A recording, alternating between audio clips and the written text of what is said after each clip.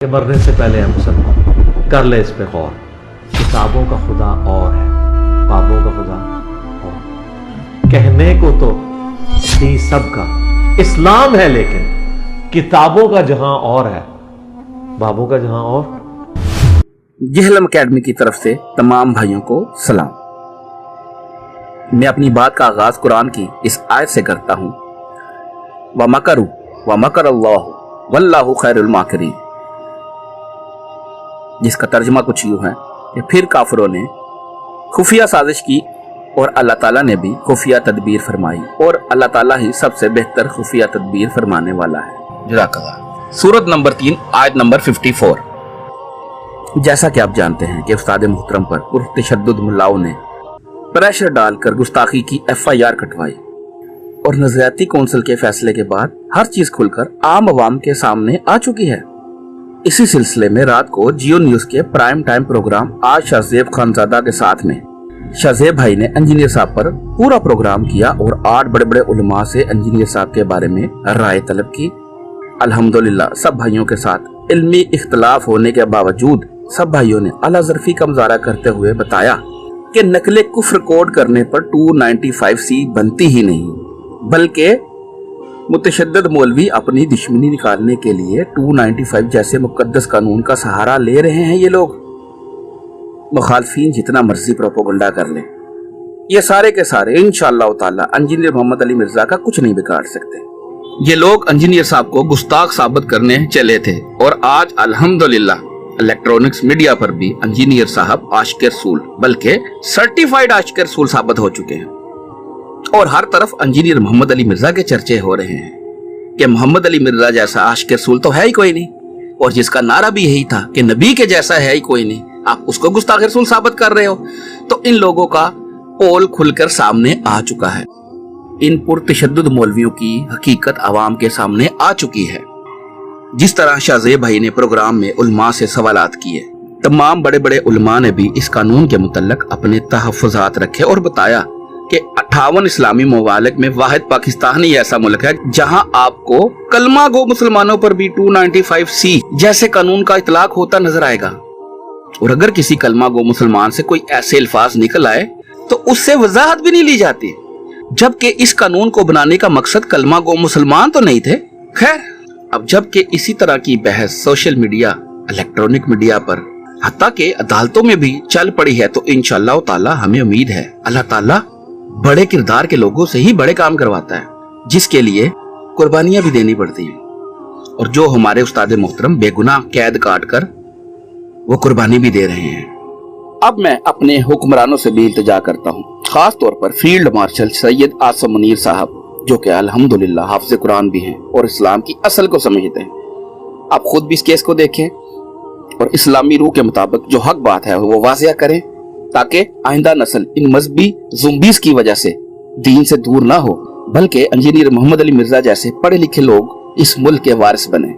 ہم پر امید ہیں انشاءاللہ تعالی یہ جو بحث 295C کے حوالے سے آج کل چل پڑی ہے، جس پر انجینئر صاحب کی پہلے سے بھی ریزرویشن تھی، انشاءاللہ اپنے منطقی انجام کو پہنچیں گی، اور اس مقدس قانون کا مقصد ناجائز لوگوں پر دشمنیاں نکالنے کے لیے نہ ہو، بلکہ اپنا اصل مقصد جو اس کا جائز مقصد ہے اسی پہ لگے۔ جزاک اللہ خیرہ۔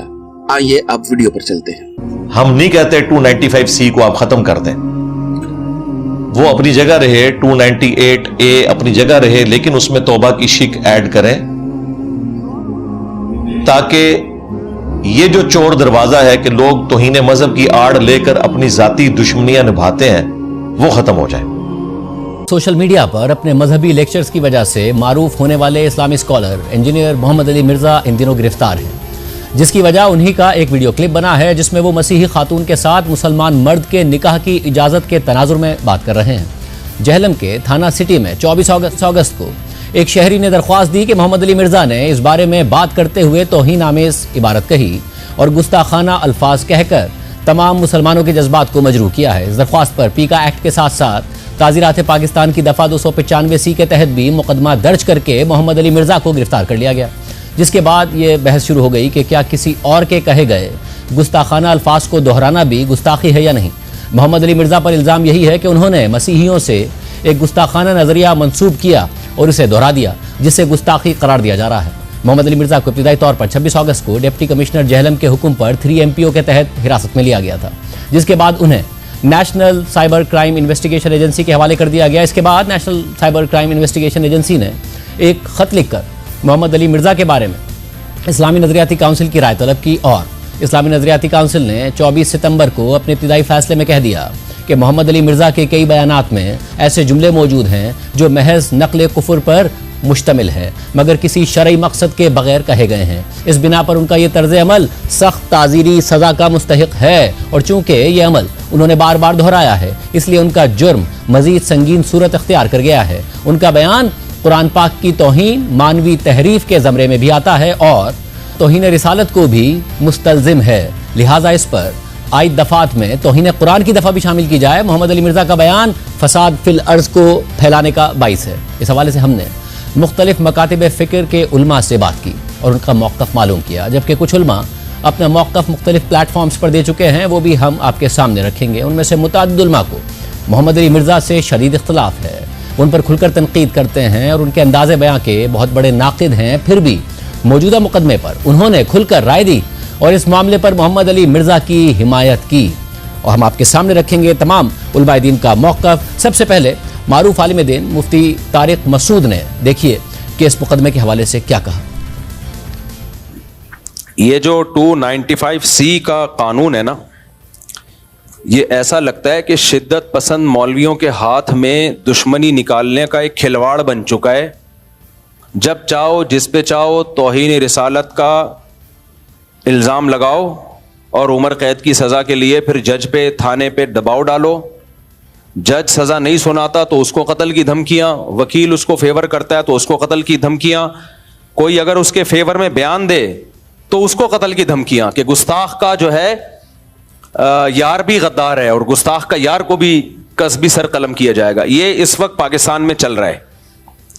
मुझे ऐसा लगता है कि इस कानून की वजह से ना एक दिन कोई भी मौलवी बाहर नहीं होगा, सब एक दूसरे पे इल्जाम लगा लगा के सब एक दूसरे को अंदर कर चुके होंगे। इंजीनियर ने अगर ये कह दिया तो इस पे ये एतराज तो किया जाएगा कि ईसाई ऐसा कहते हैं कि नहीं कहते। समझ में आ रही है बात? ये एतराज तो किया जाएगा, तो आप रेफरेंस दें वगैरह वगैरह। ये एतराज नहीं किया जाएगा कि इंजीनियर ने नबी की तौहीन की है, क्योंकि इंजीनियर अली मिर्जा ने खुद माज़ अल्लाह नकल कुफर नहीं कहा है, किसी और की तरफ निस्बत की है। किसी और की तरफ निस्बत करने से इंसान तौहीन रिसालत का मुर्तकिब नहीं हो जाता, 295C उस पर नहीं लगता। तो इसलिए हम इन मुतशद्दिद मौलवियों से कहते हैं कि आपको भी इंजीनियर के खिलाफ जब अपनी दुश्मनी निकालनी है तो किसी जायज तरीके से निकालो, 295C का सहारा मत लो। तो ये बिल्कुल नहीं बनता इस मौके पे 295C। और जो मौलवी इस पे खुश हो रहे हैं ना कि नहीं नहीं 295C में हम उसको लटकवाएंगे, भाई फिर आप भी जब किसी का कलमा कुफर नकल करेंगे ना, जिन लोगों ने जाके FIR कटाई उन्होंने क्या कहा कि इंजीनियर ने नबी के बारे में ये अल्फाज कहे हैं, तो उन्होंने भी तो नकल किए ना, तो फिर उन पे भी 295C लगाओ कि ये इंजीनियर के बारे में कह रहे हैं, इन्होंने ऐसा क्या। फिर मैं अगर ये बात नकल कर रहा हूं तो मुझ पे भी लगाओ। फिर तो मेरे भाई, तो मैं कह रहा हूं कि ये 295C का कानून, ये कानून बिल्कुल दुरुस्त है, हम इस कानून के खिलाफ नहीं है, लेकिन इसको मौलवियों ने, जो मुतशद्दिद मौलवी हैं, उन्होंने खिलवाड़ बनाया हुआ है, तमाशा बनाया हुआ है। इसको तमाशा बनने नहीं देना है। मैं समझा पा रहा हूं अपनी बात? कुछ मुतशद्दिद मौलवियों उन्होंने दुश्मनी निकालनी है तो उसके लिए 295C जैसे मुकद्दस कानून का सहारा ले रहे हैं। वो ये 295C की तौहीन है, मैं समझता हूं इस कानून की तौहीन है ये। जब चाहो मुंह उठा के जिसको चाहो गुस्ताखे रसूल करार दे दो। जब भी कोई शख्स कलाम करता है, शरीयत उसको मोहलत देती है कि इससे इसकी बात का मतलब पूछा जाएगा कि तुम्हारा मकसद क्या था। जुनैद जमशेद ने जब कोई कलाम किया उससे पूछा जाना था कि आपका मकसद क्या था, उसको एक्सप्लेन तो करने देते। फौरन फतवा लगा दिया इसने हजरत आयशा की तौहीन की और जो एयरपोर्ट पे उसके साथ अशर हुआ। यह बहुत बड़ा मसला बन चुका है। तो इसलिए ये जाती दुश्मनियों का अब ये जो है ना कानून, ये कुछ मौलवियों ने जाती दुश्मनियों का जरिया बनाया है। हम नामूस रिसालत से बढ़कर किसी चीज को वैल्यू नहीं देते। मुसलमान जो भी हो आशिक रसूल है, जो नबी से मोहब्बत नहीं करता वो मुर्तद है। तो इसलिए इस मसले में मैं बबांगे दोहल कहता हूं, चाहे इंजीनियर से मेरे 100 इख्तलाफात हो, लेकिन ये जो 295C इस बेस पे लगाया गया है کہ اس نے عیسائیوں کے بارے میں یہ کہا کہ نبی کی طرف نسبت کی، عیسائیوں کی طرف، تو یہ توہین کا کیس نہیں بنتا اس پہ. سمجھ میں آ رہی ہے بات کہ نہیں آ رہی ہے؟ معروف عالم دین علامہ امین شہیدی کے سامنے ہم نے یہ سوال رکھا کہ کیا دوسرے کا بیان نقل کرنے پر توہین کا مقدمہ بن سکتا ہے یا الزام لگ سکتا ہے، تو دیکھیے انہوں نے کیا جواب دیا. دیکھیے، یہ صرف پاکستان کا مسئلہ ہے. دنیا میں تقریباً 57 اسلامی ممالک ہیں. کسی ملک میں اس طرح کا کوئی مسئلہ نہیں ہے. یہ جو توہین رسالت، توہین صحابہ، توہین فلان، یہ چیزیں جو ہیں پاکستان ہی میں آہستہ آہستہ پنپنے لگیں اور اس کو پروموٹ کیا گیا اور اس کے نتیجے میں شدت پسندی کو اپنے عروج تک پہنچایا گیا ہے. آپ نے کبھی سعودی عرب کے بارے میں سنا، کبھی ایران کے بارے میں سنا، کبھی عراق کے بارے میں سنا، کبھی آپ نے لبنان کے بارے میں سنا، کبھی آپ نے کویت کے بارے میں سنا، مصر کے بارے میں سنا. وہ سارے کے سارے اسلامی ممالک ہیں، اور وہاں پر بعض ممالک تو ایسے ہیں جہاں پر ہم سے زیادہ کمیٹڈ اور ہم سے زیادہ باعمل لوگ رہتے ہیں، لیکن وہاں پر آپ نے ایسی بات نہیں سنی ہوگی. تو صرف پاکستان ہی میں کیوں؟ اس کا مطلب ہے کہ پیچھے کوئی اور تانے بانے ہیں جن کو سمجھنے کی ضرورت ہے. جہاں تک آپ کے سوال کا تعلق ہے، دیکھیں، جب ایک اسکالر کسی بھی حوالے سے کوئی بات کرتا ہے تو اس کو اس کے علم کی بنیاد پر اور ان معیارات پر پرکھنے اور تولنے کی ضرورت ہے. اگر وہ خود توہین آمیز انداز اختیار کرتا ہے تو اس کی تنبیہ کی ضرورت ہے. اگر وہ خود توہین کرتا ہے اور ارادتاً کرتا ہے تو اس کی تنبیہ کی ضرورت ہے. لیکن اگر کوئی شخص صرف ایک قول نقل کرے اور اس کی بنیاد پر آپ اس طرح کے قوانین کا اس کے خلاف استعمال کرنا شروع کر دیں تو پھر تو ایک ایسا طوفان کھڑا ہو جائے گا کہ آپ کی ساری کتابیں اس کی زد پہ آ جائیں گی، آپ کے سارے خطبے اس کی زد پہ آ جائیں گے، خود قرآن کریم پر بھی نعوذ باللہ لوگ الزامات لگانا شروع کر دیں گے.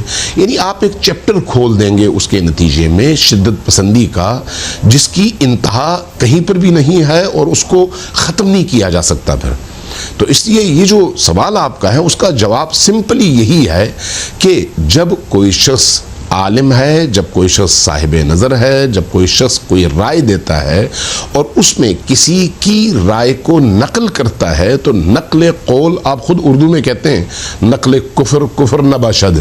تو اگر کوئی کافرانہ رائے بھی نقل کرے تو اس کے نقل کا جرم جو ہے وہ ثابت نہیں ہوتا کہ اس نے کوئی جرم کیا ہے، اس نے صرف نقل کیا ہے. اس لیے اس طرح کے کسی قانون کا اس پر اطلاق ہوتا ہی نہیں ہے. انجینئر محمد علی مرزا پر توہین کے الزام اور مقدمے کے حوالے سے معروف مذہبی اسکالر مفتی فضل ہمدرد نے دیکھیے کیا کہا. دیکھیں، انجینئر مرزا صاحب آپ کو اختلافات ہو سکتے ہیں. بات ساری یہ ہے کہ انجینئر صاحب نے یہاں پر جب یہ کلپ میرے سامنے آیا تو میں نے کہا کہ یہ انجینئر صاحب اور ان کے چاہنے والوں سے بھی کہ اس کا جو طریقہ ہے وہ یہ ہے کہ یہ رسول اللہ کی شان میں نہیں ہونا چاہیے تھا. آپ کی نیت پہ شک نہیں ہے. میں یعنی حلفیہ یہ بات کہہ سکتا ہوں کہ انجینئر مرزا صاحب حافظہ اللہ برادر عزیز وہ گستاخ رسول نہیں ہے. وہ رسول اللہ صلی اللہ علیہ وآلہ وسلم کی شان میں گستاخی کا سوچ بھی نہیں سکتا. وہ محب اہل البیت ہے. وہ شخص ہے کہ جو رسول اللہ صلی اللہ علیہ وآلہ وسلم کے لیے جان دے دے گا. لیکن یہ جملہ ایسا ہے کہ جس کو یہ طبقہ جو ان کا مخالف ہے اور حاسد ہے اسے بنا سکتے اور آپ اس کی وضاحت نہیں کر سکتے. بلا شک و شبہ یہ جو جملہ تھا، یہ جو الفاظ ہیں، یہ رسول اللہ صلی اللہ علیہ وآلہ وسلم کی شان میں، آپ کی بارگاہ میں بے ادبی. لیکن میں اس کو گستاخی نہیں کہوں گا. میں یہ نہیں کہوں گا کہ یہ گستاخ ہے، یہ شخص توہین کی کر دی ہے، اس نے یہ کر دی. اس کی وجہ یہ بتاتا چلوں، میرا کوئی حق نہیں پہنچتا کہ میں کسی کو گستاخ رسول ڈکلیئر کروں. کسی کا کوئی حق نہیں پہنچتا. معروف اسلامی اسکالر جاوید احمد غامدی صاحب نے بھی اس حوالے سے رائے دی. یہ انتہائی افسوسناک صورتحال ہے. میں تو کسی مسلمان کے بارے میں یہ تصور ہی نہیں کر سکتا کہ وہ رسالت مآب صلی اللہ علیہ وسلم کی بارگاہ میں کوئی گستاخی کی بات کہے گا. خدا یہ کہ دین کے خادم کے بارے میں یہ خیال کیا جائے.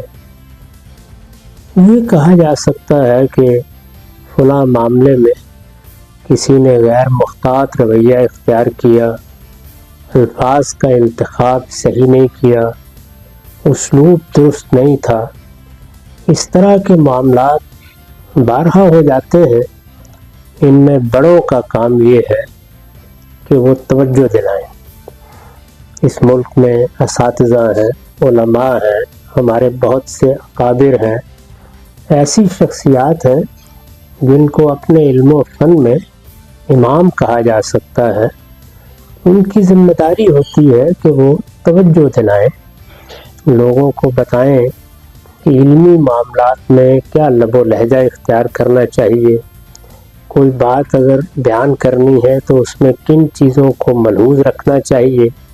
یہ تربیت کا موضوع ہے۔ اگر کسی موقع پر اس سے کوئی تجاوز ہوا ہے تو زیادہ سے زیادہ تنبیہ جاری کی جا سکتی ہے۔ ہمارے ہاں بدقسمتی سے اس طرح کی چیزوں کو لوگ بھی غلط زاویے سے دیکھتے ہیں۔ ہمیں مسلمانوں کے بارے میں جو حسن ظن کی تعلیم دی گئی ہے اس کو بھی ملحوظ نہیں رکھتے۔ پھر مذہبی معاملات میں ایک چیز فرقہ بندی اور دشمنیوں کی صورت بھی اختیار کر لیتی ہے۔ چنانچہ لوگ بھی مشتعل ہوتے ہیں، حدود سے تجاوز کرتے ہیں۔ بہت سے ایسے معاملات ہوئے ہیں جن کا ذکر بھی انسان کے رونگٹے کھڑے کر دینے کے لیے کافی ہے۔ بے گناہ لوگوں کو جس طرح ہجوم کی نظر ہونا پڑا، یہ کسی بھی قوم یا کسی بھی معاشرے کے لیے بڑی باعث شرم چیز ہے۔ جامعہ بنوریہ کے محتمم اور مفتی نعیم مرحوم کے صاحبزادے ڈاکٹر مفتی نعمان نعیم کے سامنے بھی ہم نے یہ سوال رکھا کہ کیا کسی دوسرے کا بیان نقل کرنے پر توہین کا مقدمہ بن سکتا ہے؟ انجینئر مرزا کے اوپر جو مقدمہ بنا کیا وہ درست ہے؟ ان کی رائے دیکھیے۔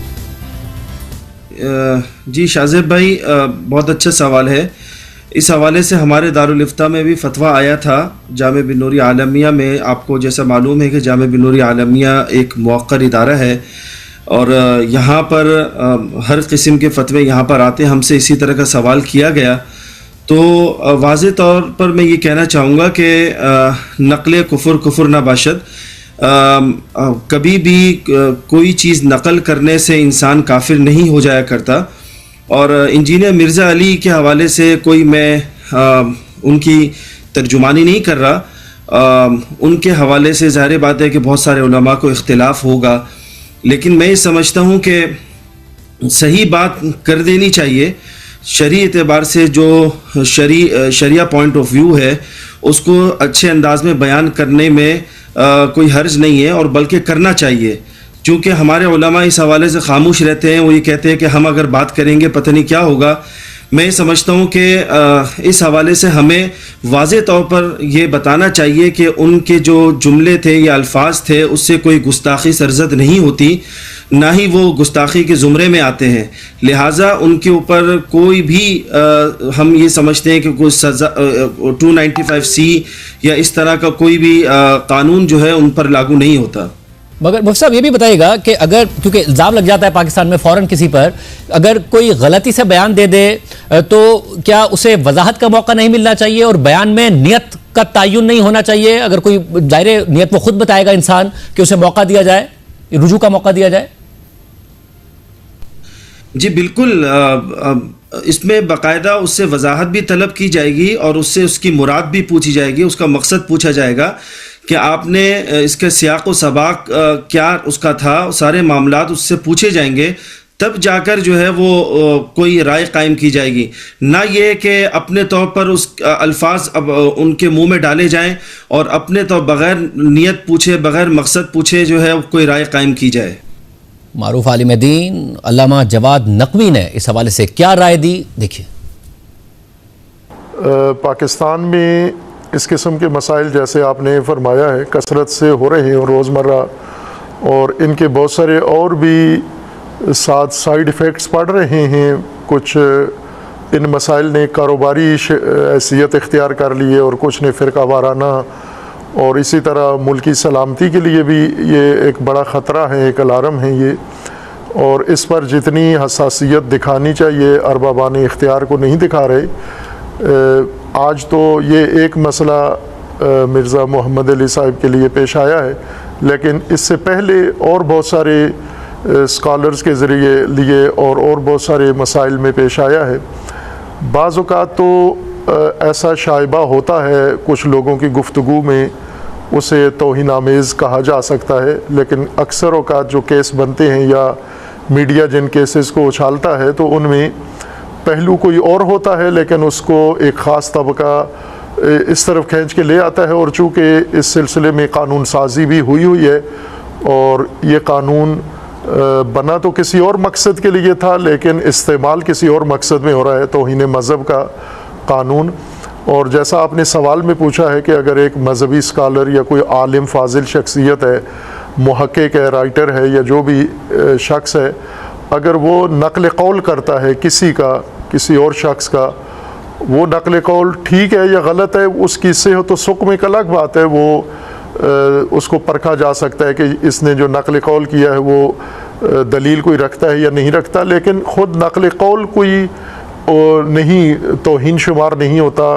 جیسا کہ ایک محاورہ بنا ہوا ہے کہ نقل کفر نہ باشد، یہ ایک عربی، فارسی اور اردو ماحول کا ایک مسلم محاورہ بنا ہوا ہے. لوگ اس کو عموماً ایسی باتوں کے بیان کرنے کے موقع پر ذکر بھی کر دیتے ہیں کہ نقل کفر نہ باشد، یعنی اگر ایک کفر کی بات ہے کسی اور نے کی ہے اور آپ اس کو کسی مقصد کے لیے پیش کر رہے ہیں مجمع کے سامنے، عوام کے سامنے یا کسی گفتگو میں حوالے کے طور پر، تو یہ کفر نہیں ہوتا. کفر کی بات نقل کرنا کفر نہیں ہوتا. گستاخی کی بات، جس نے گستاخی کی ہے اس کو پیش کرنا، جیسے عدالتوں میں اگر ایک وکیل اٹھ کے کسی کی گستاخی پیش کرتا ہے تو وکیل یا جج گستاخ نہیں شمار ہوتے.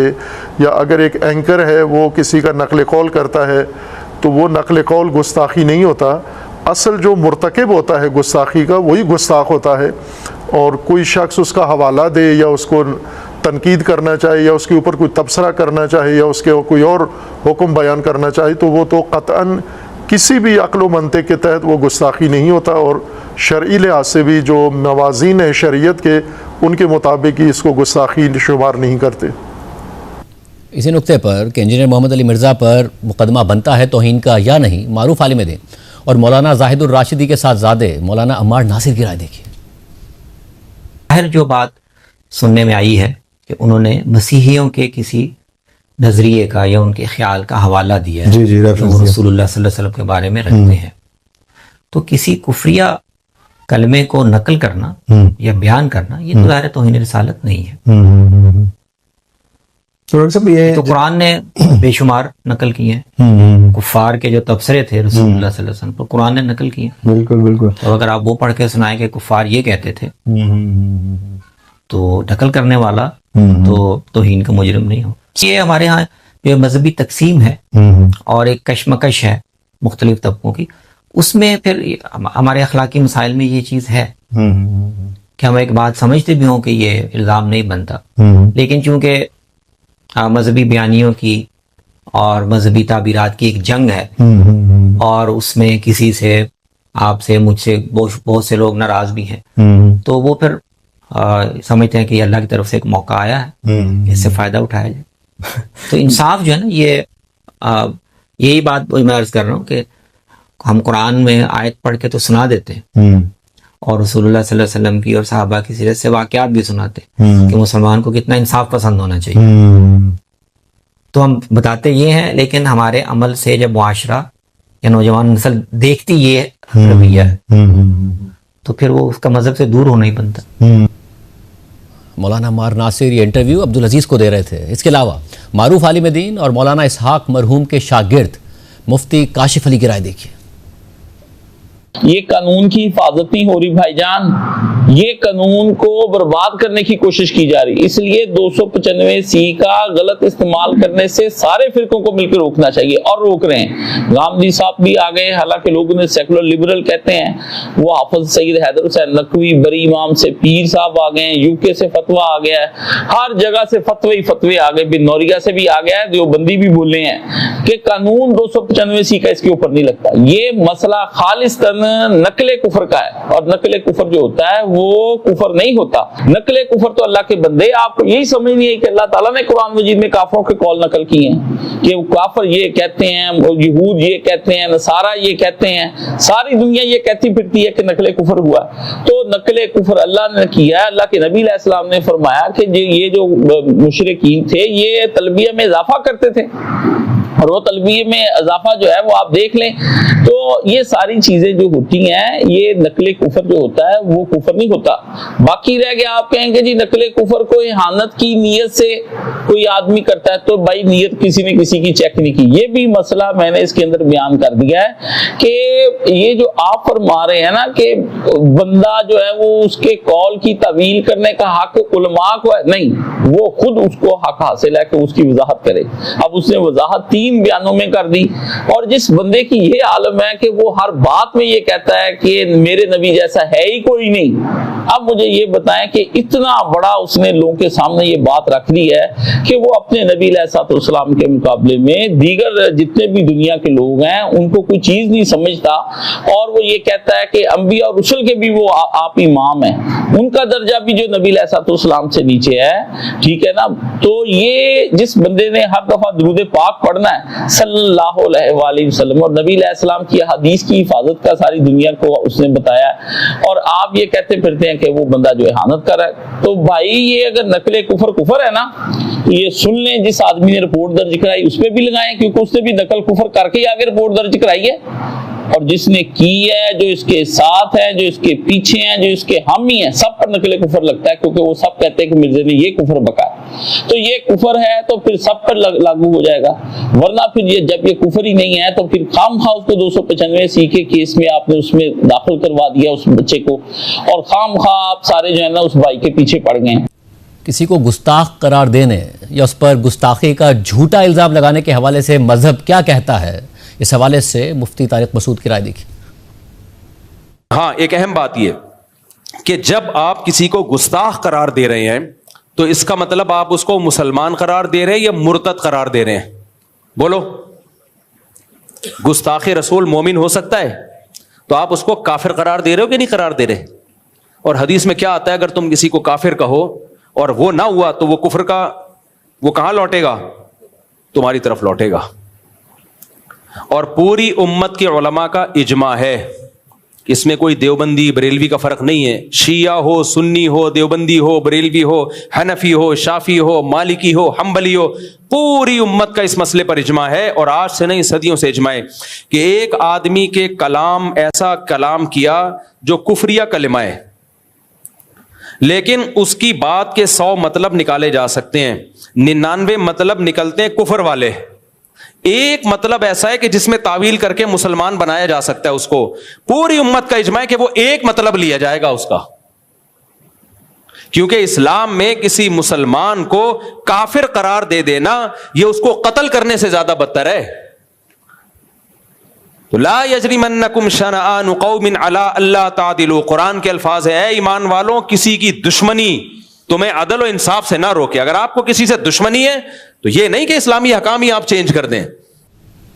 بغیر کسی کی وضاحت سنے یا پھر اسے رجوع کا موقع دیے کیا توہین کا الزام لگایا جا سکتا ہے؟ کہ نیت کا پیمانہ کیا ہوگا؟ اس حوالے سے دیکھیے علامہ امین شہیدی نے کیا کہا.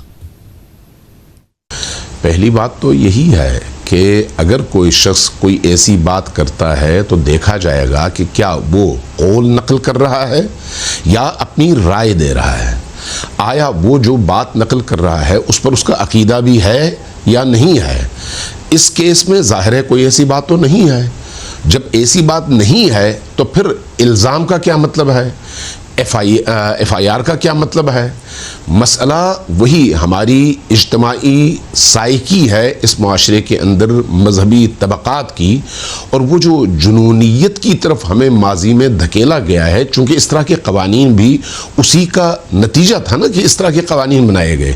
ورنہ میں پھر وہی سوال اٹھاؤں گا کہ کیا پوری دنیا میں کہیں پر اس طرح کی وارداتیں ہوتی ہیں جو پاکستان میں ہوئی ہیں؟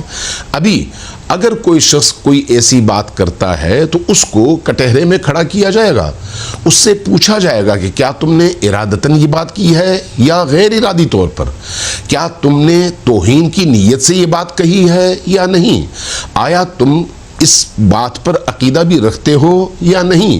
اگر وہ اس بات کا معتقد ہے ہی نہیں، وہ خود ڈیفینڈر ہے، اور یہ بات وہ صرف کسی ایک مکتب یا کسی ایک فرد یا کسی ایک قوم کے نظریے کو نقل کر رہا، چاہے وہ درست ہو یا غلط ہو، اگر نقل کر رہا ہے تو نقل کرنے پر آپ کیسے اس کے خلاف 295C کے قانون کو لاگو کر کے اس کے خلاف FIR کاٹ سکتے ہیں؟ خود یہ FIR کا کٹنا اپنی جگہ ایک غلط قدم ہے، اور جس نے یہ FIR کاٹی ہے خود اس کو کٹہرے میں کھڑا ہو جانا چاہیے کہ بھئی اتنا پاورفل FIR جو کسی شخص کی موت پر منتج ہو سکتا ہے، آپ نے یہ FIR کاٹی کیسے؟ جبکہ وہ شخص توہین نہیں کر رہا، وہ شخص توہین کا ارادہ بھی نہیں کر رہا، اور ساری دنیا جانتی ہے کہ اس نے کبھی اس حوالے سے نبی کریم کی شان اقدس میں کبھی کوئی ایسی بات نہ کی، نہ ہی وہ اس مزاج کا ہے. ہاں، اس کو آپ کسی اور الزام میں دھر لیں، کوئی اور اس پر ایلیگیشن لگا لیں، اس کے خلاف یہ بات کر لیں کہ وہ زبان میں بے احتیاطی کرتا ہے اور سخت زبان استعمال کرتا ہے، تو یہاں پر یہ بات قابل قبول ہے. لیکن جب اس طرح کا کوئی الزام لگے اور کہا جائے کہ اس نے توہین کی ہے، تو یہ یقینی طور پر ایک غلط الزام ہے، اور اس کو ڈیفینڈ کرنا چاہیے اور اس کا تصفیہ کرنا چاہیے کہ ایسا الزام نہیں لگانا چاہیے. کیسے لوگوں پر توہین کا الزام لگا دیا جاتا ہے، اور کیا رجوع کا حق نہیں ہونا چاہیے؟ مفتی فضل ہمدرد نے بھی اس حوالے سے بات کی. بھئی مذہبی طبقہ وہ کسی کا بھی سر تن سے جدا کسی کو بھی مار دو، ہر ایک کے حوالے سے جس سے آپ کا فرقہ وارانہ اور مذہبی طور پر اختلاف ہے، آپ کہہ دیں کہ جناب اس کو قتل کر دیا جائے، اس کا سر تن سے جدا کر دیا جائے. یہی ہے نا ساؤنڈ سسٹم چلانے والی جو تحریکات ہیں، ان کا کیا کام ہے؟ آپ پریشر گروپس ہیں، اور آپ یہ دیکھ لیں کہ ہمارے ہاں لوگ بھی پھر مثلاً یہ ہے کہ ایک شخص کی زندگی کو داؤ پہ ڈال دیتے ہیں، اور یہ نہیں دیکھتے کہ اس سے اسلام کی کتنی بدنامی ہو رہی ہے، اس سے مذہب کی کتنی بدنامی ہو رہی ہے. نوجوان نسل، بھئی ایک شخص سے ہزاروں لوگ متاثر ہیں، لاکھوں لوگ متاثر ہیں اس فکری طور پر. آپ اس کی خدمات کو ایک طرف کر کے ساری سائڈ پہ کر کے محض پریشر میں آ کر اس طرح کے فیصلے دیتے ہیں. رجوع کا حق سب کو ملنا چاہیے. جب آپ ایک مفتی کو رجوع کا حق دے رہے ہیں، آپ ایک ایسے شخص کو رجوع کا حق دے رہے ہیں کہ جو ایک فرقے کا ہے، تو آپ انجینئر صاحب کو رجوع کا حق کیوں نہیں دے رہے؟ اگر انجینئر صاحب ابتدا میں اس سے رجوع کر لیتے تو یہ معاملہ 295C تک نہ آتا. کسی پر توہین کا جھوٹا الزام لگانا کتنا بڑا گناہ یا جرم ہے؟ ڈاکٹر مفتی نعمان نے ان کی رائے دیکھی. دیکھیں، اس طرح جھوٹا الزام لگانا، کسی کی توہین رسالت کا مرتکب قرار دینا یا گستاخی کا مرتکب قرار دینا، یہ انتہائی میں سمجھتا ہوں کہ یہ بھی گناہ ہے، اور یہ گناہ کو مستلزم ہے کہ کسی چلتے پھرتے کسی بھی آدمی کو کیا بولتے توہین رسالت کا مرتکب قرار دینا. اور یہ میں یہ سمجھتا ہوں کہ یہ مستقل آج سے نہیں، ایک زمانے سے یہ تسلسل ہے. جنید جمشید تھے، ان کے اوپر بھی اسی طرح کا الزام لگایا گیا. اسی طریقے سے حالیہ مولانا طارق مسعود صاحب، ان کے اوپر بھی اسی طرح الزام لگایا گیا. اور اسی طرح اویس رضا قادری، انہوں نے بھی کوئی کسی باہر ملک کے سفر میں تھے، ان سے کوئی الفاظ نکل گئے تو ان کو بھی اپنی صفائیاں پیش کرنی پڑی. تو میں یہ سمجھتا ہوں کہ یہ رویہ ہمیں بدلنا ہوگا، اور اس کے لیے میں خاص طور پر آپ کے اس پروگرام کے توسط سے میں یہ کہنا چاہوں گا کہ دیکھیں، یہ 295C یا توہین رسالت اور توہین قرآن ہو، اس حوالے سے FIR کاٹنے سے پہلے ہمیں چاہیے کہ ہم ایس ایچ او صاحب کو چاہیے کہ وہ سب سے پہلے علماء سے رابطہ کریں اور ان سے پوچھیں کہ آیا واقعتاً اس میں توہین رسالت بنتی ہی نہیں بنتی. باقاعدہ اس پر پوری تحقیق ہونی چاہیے، اس کے بعد جا کر کوئی FIR کٹے اور اس کے بعد جا کر کوئی فیصلہ کیا جائے. تو ہم ان کے اس تھانے پر یا ایس ایچ او پر پریشر یا دباؤ ڈالتے ہیں، اس دباؤ میں آ کر وہ FIR کٹ جاتی ہے، اس پر کوئی تحقیق نہیں ہوتی، بعد میں جا کر پتہ چلتا ہے کہ وہ کیس جو ہے ریورس ہو گیا. علامہ جواد نقوی کے آگے بھی ہم نے یہ سوال رکھا کہ کیا الزام لگانے والے اس بات کا تعین کریں گے کہ جس پر توہین کا الزام لگایا گیا اس کی نیت کیا تھی، کہ اسے وضاحت کا موقع نہیں دیا جانا چاہیے؟ مذہب کیا کہتا ہے؟ ان کی رائے دیکھیں. اگر جو شخص جو بات کر رہا ہے وہ وضاحت کر دیتا ہے بات کرنے سے پہلے یا بات کے دوران یا بات کے بعد، یا ایسے قرائن، ایسے شواہد، ایسی گواہیاں اس کے تفکر میں، اس کے عمل میں بقدر کافی موجود ہوں کہ وہ جو بات کر رہا ہے اس کا معتقد نہیں ہے، عقیدہ اس کا یہ نہیں ہے، نظریہ اس کا یہ نہیں ہے، تو ظاہر ہے کہ قطعاً اسے گستاخی نہیں سمجھا جائے گا۔ اب مثلا اسی مثال میں جو موضوع چھڑا ہوا ہے اور کیس چل رہا ہے، اس میں اگر ہم انہی موصوف کی گفتگو سنیں، ہم چونکہ کثرت سے ان کے سوشل میڈیا کے اوپر مواد، تقاریر اور گفتگو موجود ہے، تو یہ حوالہ صرف نہیں دیتے بلکہ رسول اللہ صلی اللہ علیہ وآلہ وسلم کا احترام کرتے ہیں، درود پڑھتے ہیں، اور درود کو بڑے اچھے انداز سے پڑھتے ہیں اور اپنے تعلیمات کا حصہ قرار دیتے ہیں۔ بے شک یہ جس انداز سے گفتگو کرتے ہیں اس سے اختلاف ہوگا، ہمیں بھی اختلاف ہے ان کے بہت سارے مسائل سے، لیکن یہ کہنا کہ وہ رسول اللہ صلی اللہ علیہ وآلہ وسلم کی گستاخی ہے اس نقل قول سے، تو وہ ان کے جو میرے خیال میں ہزاروں تقریریں ہیں وہ ساری گواہ ہیں کہ وہ رسول اللہ کی شان میں گستاخی کرنے والی شخصیت نہیں ہے۔ باقی مسائل ان کے ہیں، وہ ان کے اوپر اعتراض کیا جا سکتا ہے، لیکن یہ گستاخی والا جو یعنی وہ بھی رسالت مآب صلی اللہ علیہ وآلہ وسلم کی گستاخی کا یہ دعویٰ یہ بالکل کسی صورت میں ثابت نہیں کیا جا سکتا۔ یہ ایک ذہنیت ہے، ظاہر ہے ان کا جو انداز تھا اپنا بیان تو وہ ٹکراؤ والا تھا، تصادم والا تھا، وہ ہر ایک کے مسلک کو چھیڑتے تھے اور ان کے مقدسات کے بارے میں گفتگو کرتے تھے اور اپنے ایک خاص انداز سے، تو لوگوں کو ان میں غم و غصہ پایا جاتا تھا، اور وہ بھی بالکل ایک محسوس چیز ہے، وہ ایک الگ بات ہے۔ لیکن یہ کہ انہوں نے آیا رسول اللہ کی توہین کی ہے، ایسا نہ ان کی اس گفتگو سے ثابت ہوتا ہے، اور نہ پہلے کوئی ایسا ان کے کلام میں نہ کسی نے حوالہ دیا ہے، نہ ان کی کوئی اور ایسی ثبوت موجود ہے کہ جس میں، اور بعید ہے کہ ان کے ذہن میں بھی کوئی گستاخانہ ہو، اگرچہ وہ بہت ساری بزرگ مذہبی شخصیات یا پرانے بزرگ یا جو اولیاء جن کو سمجھا جاتا ہے یا ان کے نہیں احترام کرتے تھے، لیکن رسول اللہ کی توہین یا مثلاً اہل البیت علیہ السلام کی توہین، اس کا تو شاید تصور بھی نہیں کیا جا سکتا۔ جب مختلف مکاتب فکر کے علماء کی یہ رائے ہے تو اسلامی نظریاتی کونسل نے کیسے یہ فیصلہ دے دیا کہ انجینئر محمد علی مرزا توہین کے مرتکب ہوئے؟ کیسے یہ رائے دے دی اور کیا یہ رائے درست ہے؟ جاوید احمد غامدی صاحب کے حوالے سے رائے دیکھی۔ میں اس کو پڑھنے کے لیے کھول رہا تھا تو سچی بات ہے کہ میرے تصور بھی میں نہیں تھا کہ اسلامی نظریاتی کونسل جیسا آئینی ادارہ اس طرح اپنے حدود سے تجاوز کر سکتا ہے۔ اگر کوئی اس نوعیت کا استفسار آیا تھا تو اولاً اسلامی نظریاتی کونسل کو اپنے حدود کا تعین کرتے ہوئے اس کا جواب یہ دینا چاہیے تھا کہ یہ اس کے دائرہ اختیار سے باہر ہے۔ اسلامی نظریاتی کونسل ایک آئینی ادارہ ہے، چنانچہ اس کے حدود ریاست پاکستان کے آئین میں متعین کر دیے گئے ہیں، ان کو نکال کر پڑھ لیجئے، اس میں ہرگز اس کی کوئی گنجائش نہیں۔ مجھے یاد ہے کہ اس نوعیت کے استفسارات ہمارے زمانے میں بھی آتے تھے، ان میں بالعموم اسی طرح معذرت کر دی جاتی تھی۔ زیادہ سے زیادہ آپ یہ کہہ سکتے ہیں کہ انفرادی طور پر یا کسی خاص محکمے کو الگ سے اسلامی نظریاتی کونسل اپنی کوئی رائے دینا چاہے تو دے دیتی، اگرچہ میرے نزدیک اس کی بھی کوئی گنجائش نہیں۔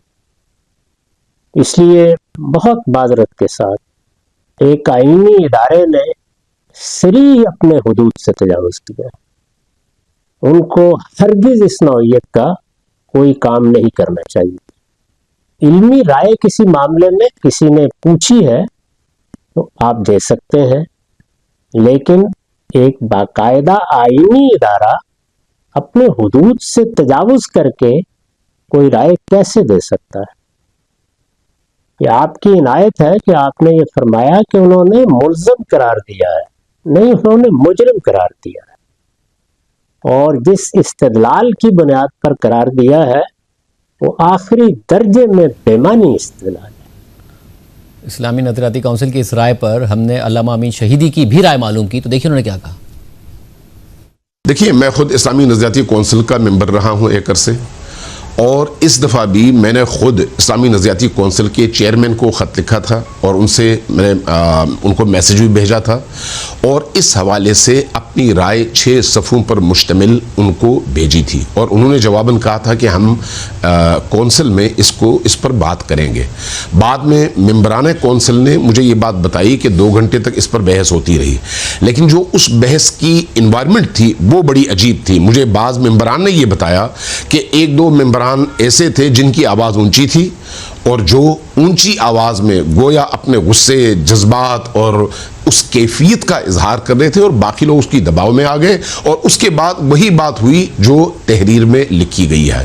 تو جہاں پر آپ سے سوال پوچھا جا رہا ہے کہ کیا یہ بات توہین کے زمرے میں آتی ہے یا نہیں، تو آپ کا جو دائرہ کار ہے، دائرہ اختیار ہے، وہ یہ ہے کہ اسی سوال کے دائرے میں رہتے ہوئے جواب دیں کہ آیا نقل قول جس میں اس کا ارادہ شامل نہیں ہے، آیا یہ توہین کے زمرے میں آتا ہے یا نہیں آتا، اس کا آپ جواب دینے کے پابند ہیں۔ لیکن اس کے بعد خود آپ ایک آرگنائزیشن کے عنوان سے، ایک کونسل کے عنوان سے مزید الزامات لگا کر فتویٰ دیں، تو یہ نہ آپ کے اختیارات میں شامل ہے، اور نہ ہی آپ کو یہ اجازت کوئی دے سکتا ہے کہ آپ وہاں پر مفتی بن کر بیٹھیں۔ تو اس لیے میں سمجھتا ہوں کہ اسلامی نظریاتی کونسل نے اپنے حدود سے تجاوز کیا ہے اور ان حدود کا خیال نہیں رکھا۔ اس کے لیے میں نے پہلے بھی مختلف ویڈیوز کے اندر عرض کیا تھا کہ توہین سے متعلق جتنے بھی قوانین ہیں، ان میں جو سب سے بڑا سکم ہے وہ یہ ہے کہ توہین کی ڈیفینیشن واضح نہیں ہے کہ توہین کسے کہا جاتا ہے۔ مثلا اہل تشیع کے ہاں حضرت معاویہ رضی اللہ تعالیٰ عنہ کی صحابیت ثابت نہیں ہے، اہل سنت انہیں صحابی مانتے ہیں، اگرچہ خلیفہ راشد سیدنا مولا علی رضی اللہ تعالیٰ عنہ علیہ السلام سے بغاوت کی وجہ سے انہیں پولیٹیکلی باغی سمجھتے ہیں، لیکن اہل سنت انہیں صحابی کے طور پر ٹریٹ کرتے ہیں، رضی اللہ تعالیٰ عنہ بھی کہتے ہیں۔ اب ہمارے نزدیک یعنی اہل سنت کے منہج کے نزدیک تو ان کی صحابیت ثابت ہے، لیکن اہل تشیع کے نزدیک وہ صحابی نہیں ہے، لہذا اب جب وہ ان کے بارے میں کوئی کومنٹس کریں گے تو وہ ہم اہل سنت کے ہاں تو توہین شمار ہو سکتا ہے، لیکن اہل تشیع کے ہاں توہین شمار نہیں ہوگا۔ اور اسی کو آپ ایکسٹراپولیٹ کریں، وہ بزرگ بابے جن کو انڈیا پاکستان کے لوگوں نے اپنا پیشوا مانا ہوا ہے اور ان کی طرف منسوب کتابیں وہ خود پرنٹ کر رہے ہیں، ان کتابوں کے اندر ایسی ایسی گستاخیاں موجود ہیں، حتیٰ کہ ان لوگوں نے اپنے ناموں کے کلمے پڑھائے ہوئے ہیں۔ ہمارے نزدیک تو ان بزرگوں کی بھی کوئی بزرگی ثابت نہیں ہے، لہذا اگر کوئی ان کی توہین کرتا ہے تو وہ عین اسلام ہے، کیونکہ چشتی رسول اللہ یا تھانوی رسول اللہ یا شبلی رسول اللہ کو اگر ہم غلط نہیں کہیں گے تو ہمارا خود اسلام فارغ ہو جائے گا۔ کیوں؟ کیونکہ میرا نبی سا ہے ہی کوئی نہیں، تیرے بابے تے شے ہی کوئی نہیں۔ تو یہ ہمارے ایمان کا تقاضا ہے، لہذا توہین کی جو ڈیفینیشن ہے یہ کرنی پڑے گی۔ اس طرح آپ جنرل سٹیٹمنٹس دیں گے تو آپ جس کو چاہیں اس کو توہین مذہب کا الزام لگا دیں۔ اگر ہم توہین رسالت لگانے پہ آئیں تو میرے نزدیک تو یہ تمام فرقے جو ہیں ان کے اوپر توہین رسالت لگتی ہے کہ جنہوں نے قرآن و سنت کے مقابلے کے اوپر اپنے بزرگ بابوں کی تعلیمات کو پرائورٹی دی ہوئی ہے۔ اس سے بڑی کوئی گستاخی ہو ہی نہیں سکتی۔ جب سورۃ الحجرات میں نبی صلی اللہ علیہ وآلہ وسلم کی آواز سے آواز کو بلند کرنا آپ کی موجودگی میں، آپ کے ساتھ گفتگو کرتے ہوئے نہیں، ویسے ہی،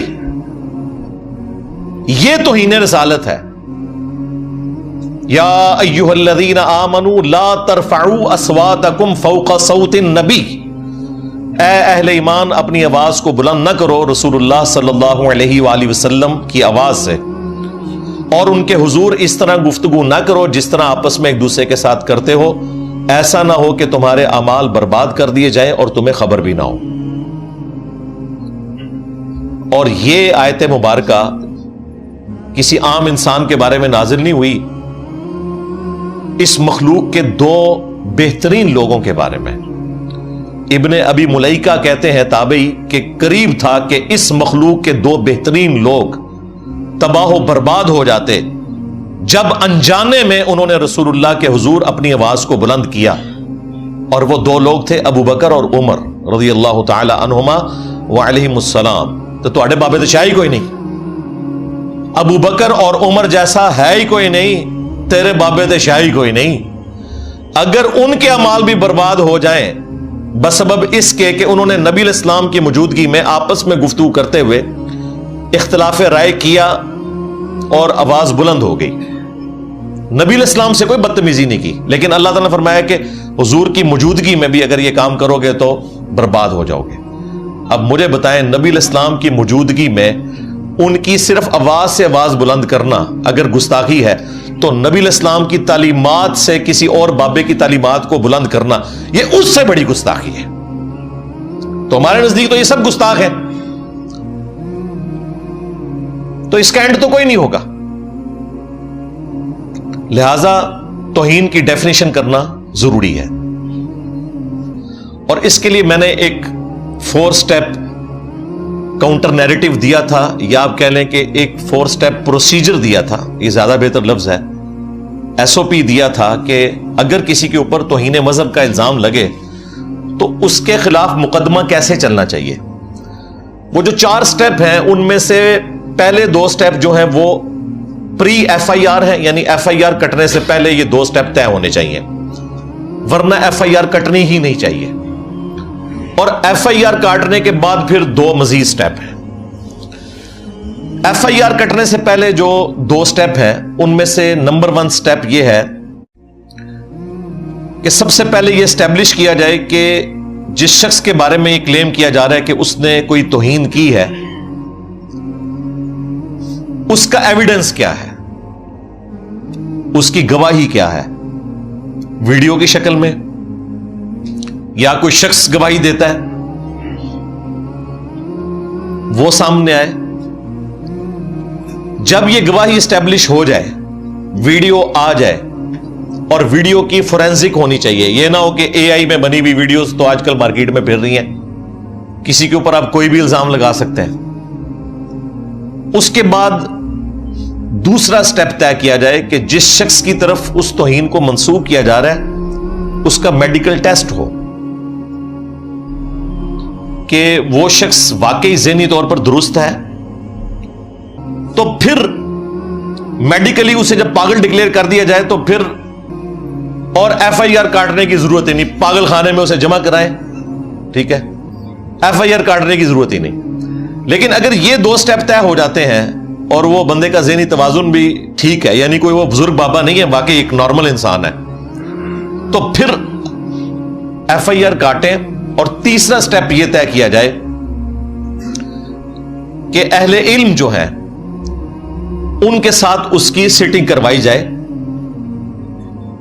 وہ اس کی کاؤنسلنگ کریں کہ بھائی یہ جو تم بات کر رہے ہو ان آیات اور احادیث کی روشنی میں یہ توہین رسالت بنتی ہے، اور تم اس کے باوجود اصرار کر رہے ہو کہ تم نے درست بات کی ہے، اور اس کے بعد تمہیں یہ سزا ہونے والی ہے، تو امید ہے کہ ادھر ہی وہ بیک فٹ پہ چلا جائے گا۔ اتنے بڑے بڑے لوگ، جس ملک کا آرمی چیف ڈر کی وجہ سے گھر میں محفل میلاد کرائے، باجوہ صاحب، اور عمرے پہ راتوں رات پہنچ کے وہاں سے تصویریں کھچائے، ادھر عام بندے نے کدھر ٹکنا ہے؟ حالانکہ ان کے اوپر صرف الزام لگا تھا۔ تو علماء کے ساتھ ڈسکشن کے بعد خود بخود بیک فٹ پہ چلا جائے گا ایسا شخص، اور اگر ایسا نہیں ہوتا تو پھر چوتھا سٹیپ طے کیا جائے کہ اس کا کیس جوڈیشری میں بھیجا جائے، اور پھر عدالت فیصلہ کرے. لیکن عدالت فیصلہ کرے گی پھر شواہد کی بنیاد کے اوپر. وہاں اس کو رائٹ ہونا چاہیے کہ وہ اپنا مقدمہ لڑے. این ممکن ہے کہ علماء بھی اپنے فرقے کو دیکھ رہے ہوں, یہ پاسبلٹی موجود ہے. جوڈیشری کا کام یہ ہے کہ تمام اہل علم کو بلا کر, جو سٹیک ہولڈر ہیں, دلائل اکٹھے کر کے اس کے بعد جج کا کام ہے کہ فیصلہ کرے. یہ مولوی کا کام نہیں ہے کہ توہین رسالت کو وہ ڈیفائن کرے گا, کیونکہ بریلویوں کے جو مفتیاں ہیں وہ دیوبند اور اہل حدیث کے نزدیک مشرک ہیں, اور دیوبند اور اہل حدیث کے جو بزرگان دین ہیں بریلویوں کے نزدیک وہ گستاخ رسول ہیں. جب آپ کی ڈگریوں کا, بزرگوں کا یہ حال ہے کہ ایک دوسرے کو مسلمان نہیں سمجھتے ہیں, اس ماحول کے اندر آپ ان مولویوں کے حوالے کریں گے کہ یہ بتائیں گے کہ کون توہین کر رہا ہے اور کون نہیں کر رہا, یہ جوڈیشری بتائے گی. اور جج جو ہوتا ہے نا وہ ہر طرح کے معاملات کے اندر ڈیسیژن دیتا ہے ایکسپرٹ اوپینین لینے کے بعد. آپ دیکھتے ہیں کہ میڈیکل کا کوئی کیس ہوتا ہے تو اب جج نے تو ڈاکٹر کی ڈگری نہیں حاصل کی ہوئی, لیکن وہ ایکسپرٹس کو بلاتا ہے اور اس کا انٹلیکچوئل لیول اتنا ہوتا ہے کہ وہ چیزوں کو دیکھ کے فیصلہ کر دیتا ہے کہ کس کا موقف درست ہے. اس اعتبار سے جج جو ہے وہ ہر فن مولا ہوتا ہے, کیونکہ وہ ایکسپرٹس کو بلا کے اس کی بنیاد کے اوپر فیصلہ کرنے کی صلاحیت رکھتا ہے. کوئی بھی کیس آ جائے اس کے اوپر وہ ڈیسیژن کر سکتا ہے. لے گا ایکسپرٹ اوپینین انہی لوگوں سے کہ جن کی وہ فیلڈ ہے, لیکن اس کے بعد وہ فیصلہ عقل کی بنیاد کے اوپر شواہد کو دیکھتے ہوئے کر سکتا ہے. اور آپ دیکھتے ہیں کہ یہ آلموسٹ 100% کیسز توہین رسالت کے جھوٹ اور فراڈ کے اوپر مبنی ہوتے ہیں. کوئی توہین نہیں ہوئی ہوتی, لوگوں نے اپنی ذاتی دشمنیاں نبھائی ہوتی ہیں, اور یہ سلسلہ پاکستان میں عرصہ دراز سے جاری ہے. ہاں تھوڑا وقت گزرتا ہے تو پتا چلتا ہے کہ جناب وہ جو فلاں کیس ہوا تھا نا, وہ جو ایک چھوٹی سی بچی جس کے کوڑے کے لفافے کے اندر چند ایک پیجز نکلے تھے قرآن پاک کے, وہ تو بیچاری کوڑا چنتی تھی اور اس کی کسی مولوی کے ساتھ کوئی ذاتی رنجش تھی, اس نے اس کے اوپر الزام لگا دیا. یہ بہت بعد میں پتا چلتا ہے. اس وقت تک تو عوام الناس نے ایسے شخص کو شہادت کے رتبے کے اوپر فائز کر دیا ہوتا ہے, کیونکہ پاکستان میں آپ کسی کے اوپر FIR کٹوا دینا پھر عوام فیصلہ کرتی ہے. جوڈیشری تک تو وہ کیس جاتا ہی نہیں ہے. ایون جوڈیشری اس کے حق میں بھی فیصلہ کرتے ہیں تب بھی عوام نہیں چھوڑتی. ہمارے اپنے جیلم شہر میں چند سال پہلے جماعت اسلامی سے تعلق رکھنے والے ایک عالم دین تھے, ان کے اوپر جھوٹا الزام لگایا گیا توہین مذہب کا. پنڈ دادن خان جو ایک آپ سمجھ لیں چھوٹا شہر کہہ لیں یا قصبہ ہے جیلم کا, وہاں کا یہ واقعہ, اور جوڈیشری نے ان کو باعزت رہا کر دیا کئی سالوں کے بعد. وہ بیچارے پہلا جمعہ پڑھانے کے لیے اپنے بیٹے کے ساتھ آئے اور اسی موقع پہ باپ بیٹا دونوں کو گولیوں کے ذریعے چھلنی کر کے شہید کر دیا گیا. یہ تو اس ملک کی حالت ہے. میں بار بار کہتا ہوں کہ اس میں پہلے نمبر کے اوپر مجرم ہماری اسٹیبلشمنٹ ہے جنہوں نے یہ زومبیز پال کے ہم پہ مسلط کیے ہیں, اس کے بعد مولوی ہیں, اس کے بعد جوڈیشری ہے, اور اس کے بعد چوتھے نمبر پہ عوام الناس ہے. یہ آپ دیکھ لیں, یہ جو اب ہمارے اوپر ایک زومبیز کا سلسلہ شروع ہوا ہے کچھ عرصے سے, اس کو اگر آپ ڈیپ ڈگ کریں گے نا تو یہ آج لوگ کہتے ہیں یہ جین زی جو ہے, یہ والی جو نیو جنریشن جین زی, یہ زیادہ جذباتی ہے. اور بھائی یہ جین زی پہ تو یہ معاملہ ایپیکس کو پہنچا ہے, یہ جین زیا سے شروع ہوا ہے. وہ جنرل زیا اور یہ جنریشن زی, وہ ڈکٹیٹر جس نے پاکستان میں سعودی عرب کی پروکسی وار لڑی, یہاں پہ دہشت گرد تنظیمیں دیوبند کی بنائی گئی, سپاہی صحابہ اور دوسری, وہی بعد میں لشکر جنگ بھی بن گئی.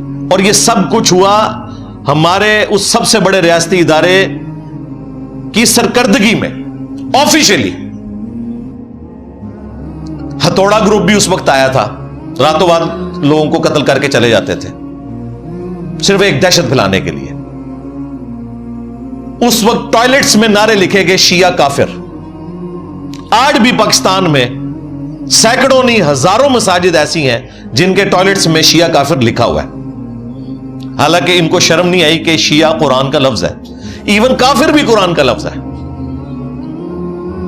व इन्ना मिन शियातिही ला इब्राहीम, और बेशक नूह के शिया में से इब्राहीम भी थे, यानी हजरत इब्राहीम अलैहिस्सलाम नूह अलैहिस्सलाम के ग्रोह से थे।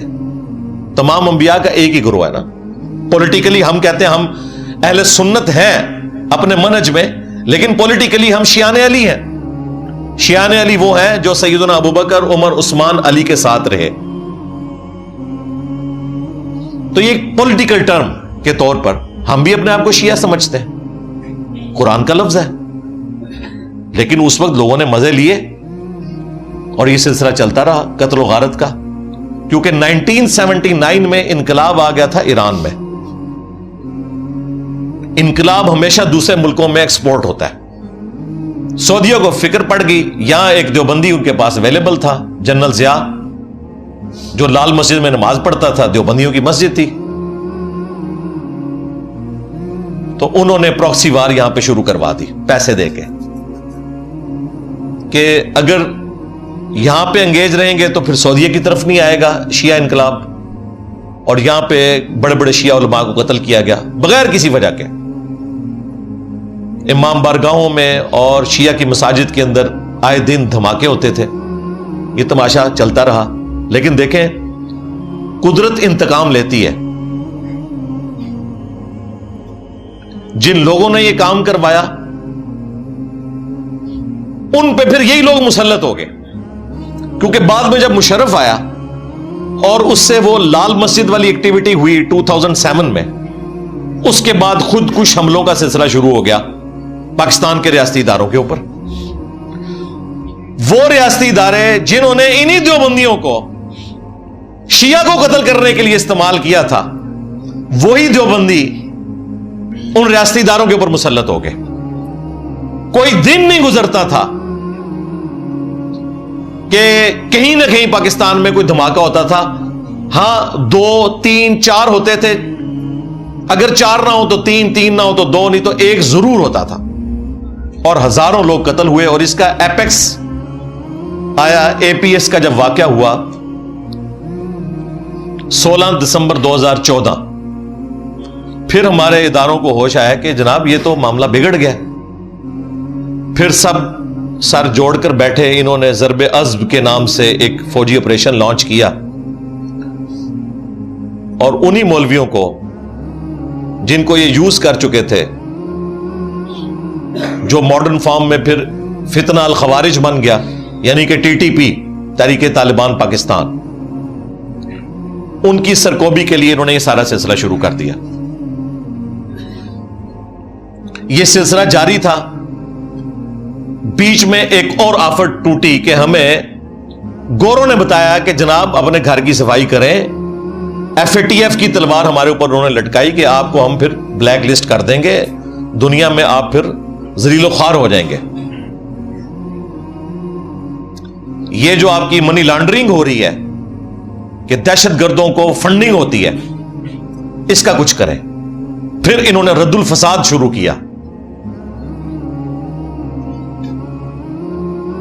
अब ये ज़रबे अज़्ब हाफिज़हुल्लाह ताला और रद्दुल फसाद हाफिज़हुल्लाह ताला, और सबसे बढ़कर एफएटीएफ दामद बरकातुम आलिया,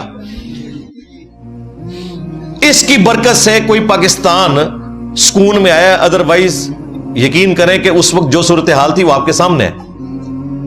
मैं तो खुद एक सेंसिटिव ऑर्गेनाइजेशन में डिफेंस की जॉब करता था, तो हमारे तो रोजाना ही ऑलमोस्ट एक कोई फैक्स आई होती थी तालिबान की तरफ से, और धमाके भी हुए। हमारे कई अपने साथी शहीद हुए उसमें।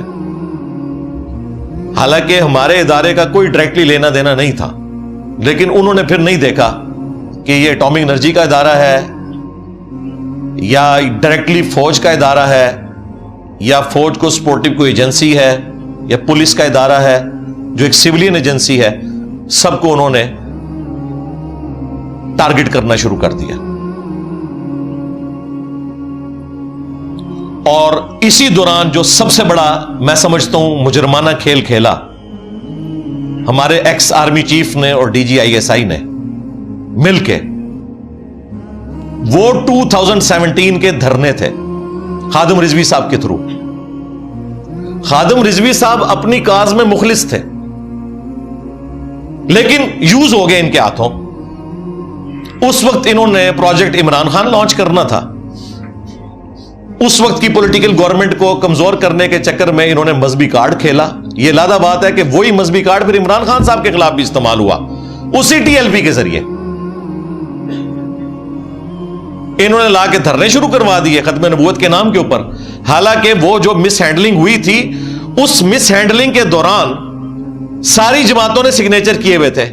ये तो मौला फजलुर रहमान साहब की जमात के एक बंदे ने इस चीज को हाईलाइट किया था, तो बाद में जनाब एक पॉलिटिकल जमात के ऊपर डाल दिया गया, वरना सारी पॉलिटिकल जमातें उसकी अप्रूवल में शामिल थी।